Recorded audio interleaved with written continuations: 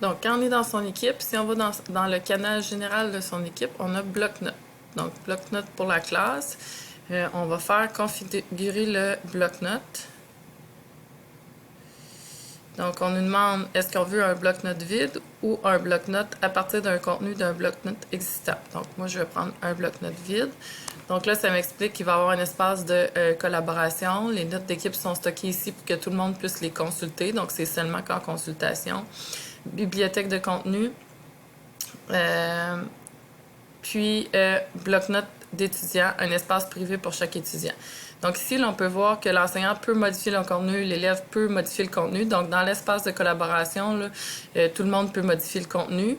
Dans la bibliothèque de contenu, en fait, c'est l'enseignant peut modifier le contenu, l'étudiant peut uniquement afficher le contenu. Donc si vous avez des notes de cours que vous ne voulez pas que les élèves modifient, donc c'est ici qu'il faut le mettre. Donc là, on va appuyer sur suivant.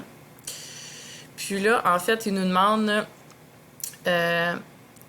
configurer les sections dans l'espace privé de chaque étudiant. Donc, je vais avoir documents, notes de cours, travail à domicile, questionnaire.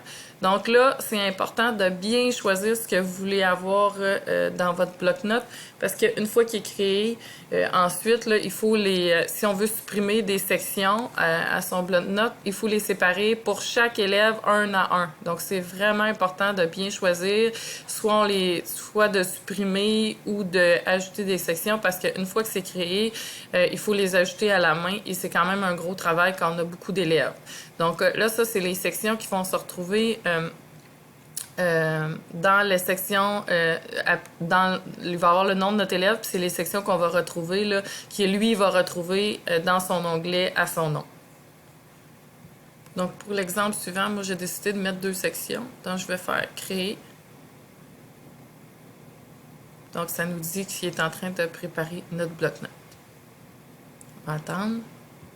Donc dans notre bloc-notes, on nous donne de l'information.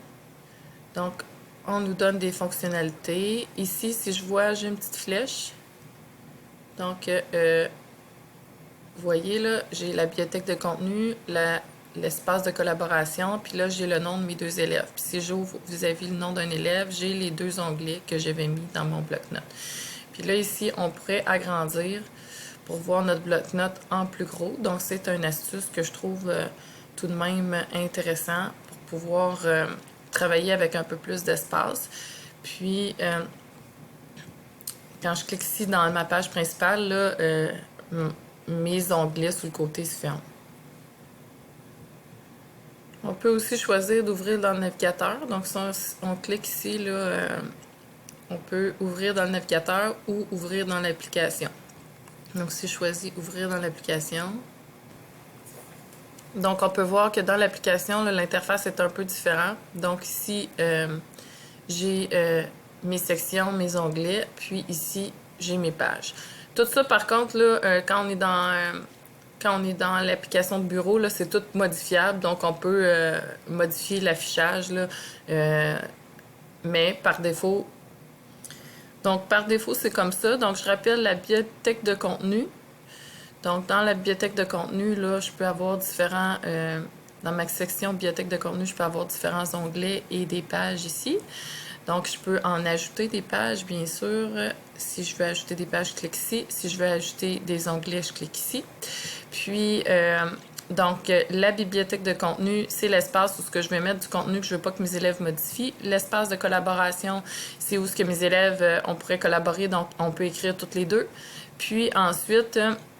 les espaces privés, donc j'ai 2 élèves ici, donc dans ces onglets-là, c'est juste l'élève qui peut voir ce qui est déposé dans ces onglets-là. Donc, dans devoir, l'élève va voir uniquement les choses que je vais avoir mis ou qu'il va avoir fait en devoir. Il ne verra pas les choses des autres. Donc, les élèves ne voient pas là, les noms des autres. Ils voient que leur propre nom. Donc, si je vais dans la bibliothèque de Marianne, je me vais dans l'équipe à Marianne.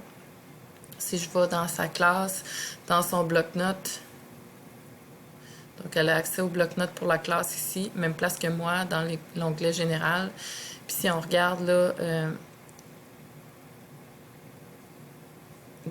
si on clique ici, devrait pas avoir accès. Vous voyez, elle voit juste Marianne. Donc, elle voit pas l'onglet Gabriel parce que c'est un espace privé.